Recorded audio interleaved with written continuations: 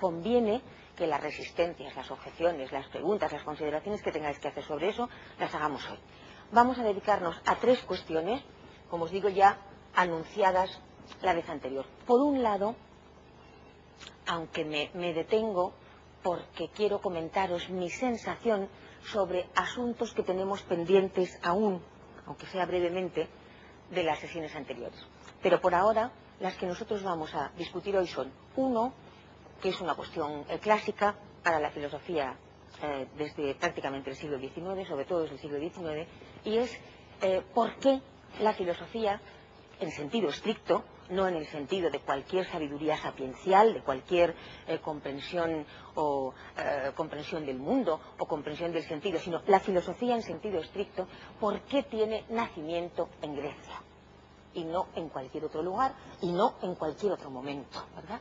Esa pregunta ya veréis que tiene distintos modos de ser abordada, distintas hipótesis explicativas, y lo que yo os tengo que contar en este momento es cuál es el estado de la cuestión y qué es lo que en este momento se está aceptando de una manera más general, en qué empieza a estar de acuerdo en este punto la comunidad científica y la comunidad filosófica. Esta cuestión empalma con una de bastante calado filosófico ya, que responde a la discusión de una tesis. Así que la primera es ¿por qué? Un por qué que incluye si es así o no. ¿Por qué la filosofía, si queréis decirlo de modo provocativo, es un fenómeno griego y no de cualquier otro lugar? ¿Por qué nace en Grecia? Y además acordaros de lo que decía Emmanuel Severino, y nace grande. No nace como un protopensamiento primitivo, elemental, que luego después va evolucionando y va consiguiendo. No, nace grande como la Atenea de la cabeza de Zeus, ¿verdad? Que ya surge adolescente con un casco, con un hipogrifo y con el propio Zeus. ¿Por qué la filosofía nace en Grecia? Si es que esto es así, ¿verdad?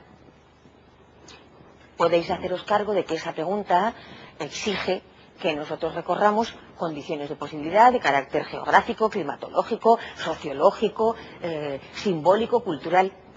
La pregunta en la que desemboca esa misma, que ya os digo que tiene un calado distinto y un calado bastante hondo, es esta que también enuncio en términos de tesis interrogativa, y es ¿por qué no hay filosofía?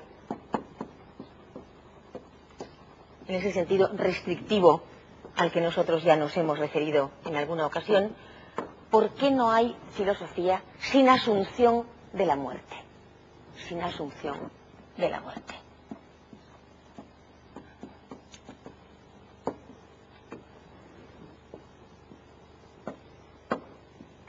Y de modo continuo, de modo conectado con las anteriores, veréis que desembocamos, y ese índice basta para nosotros hoy, veréis que desembocamos en la cuestión que retrospectivamente permite a Aristóteles, que es quien funda la tradición presocrática, que no habría sin el libro Alfa de los metafísicos y sin el libro primero de los físicos y sin las introducciones de Ética Nicómaco.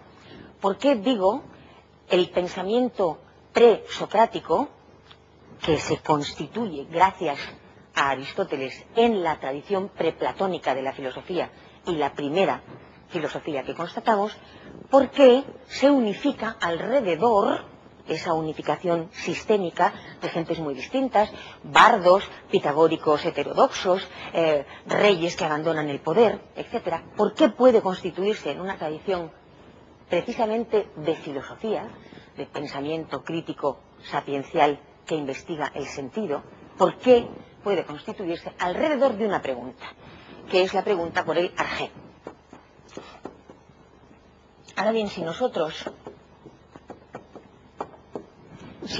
no comprendemos, ya veréis la conexión que hay entre la pregunta por el arjé, la comprensión de la filosofía como pensamiento que parte de la asunción de la muerte y la asunción de esa posición en Grecia, privilegiadamente a partir de muchas de las tradiciones de la cultura griega. Bien, si nosotros no comprendemos qué es la pregunta por el arjé, como pasa muy a menudo en todas estas cosas, comienzan a llovernos las respuestas sin que nosotros tengamos ninguna necesidad de ellas, ¿verdad? Yo tenía un profesor encantador que decía que el peor modo de arruinar la vocación filosófica era dar millones de respuestas a las gentes sobre preguntas que no tenían, porque esto era inmediatamente rayar el sinsentido, ¿verdad? ¿Qué pregunta esa pregunta? ¿Y por qué y cómo surge esa pregunta insólita?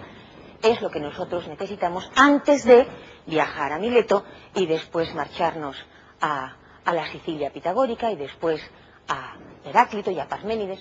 La pregunta por el arjé, os lo pongo en transcripción,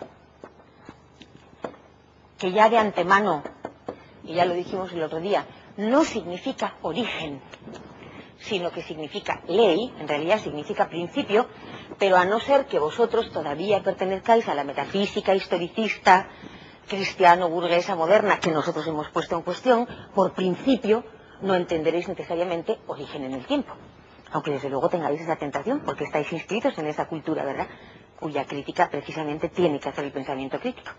Principio, oído en griego, que es lo que vosotros necesitáis hacer, tiene dos acepciones, una de las cuales es inicio en el tiempo. Esta será mitológica, por lo que nosotros ya hemos visto, por cómo el historicismo narratológico es mitológico, y la otra será ley, de manera que por principio tenéis que entender inicio. La palabra ya es lo suficientemente ambigua, ¿verdad? Inicio también significa lo que hacen los que se inician en cualquier conocimiento mistérico, es decir, en cualquier conocimiento que les transforma, ¿verdad? Los que hacen una iniciación es en vista a un conocimiento que no es solo informativo objetivo, sino que les transforma. Un viaje en el cual, en vez de turista incidental, ¿verdad?, a medida que van experimentando el viaje, se transforman de tal modo que cuando llegan a aquella casa y a aquella ciudad o a aquel lugar que dejaron, ni ellos son el mismo, ni la ciudad tampoco lo es. Eso es lo que significa en efecto un inicio.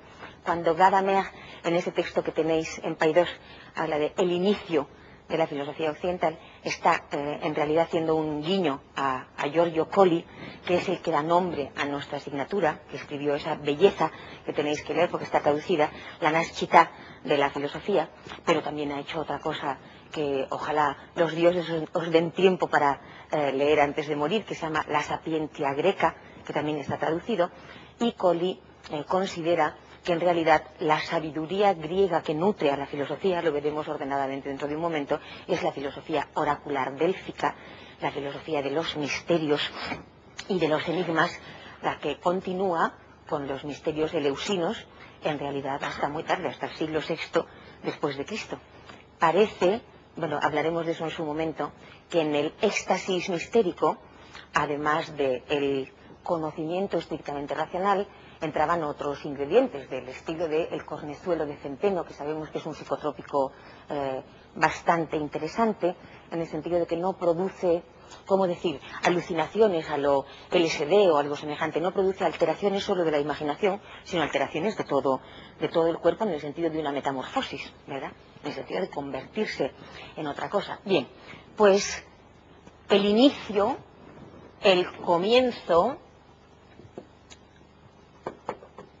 y la ley son sentidos que tenéis que tener en cuenta del arjé a la hora de notar cuáles son las discusiones internas precisamente del pensamiento presocrático. Pero conviene más bien que lo entendáis en sentido estático o en sentido sincrónico, que es el sentido de ley, y no que os desviéis hacia los sentidos del origen, para que, ya que como el del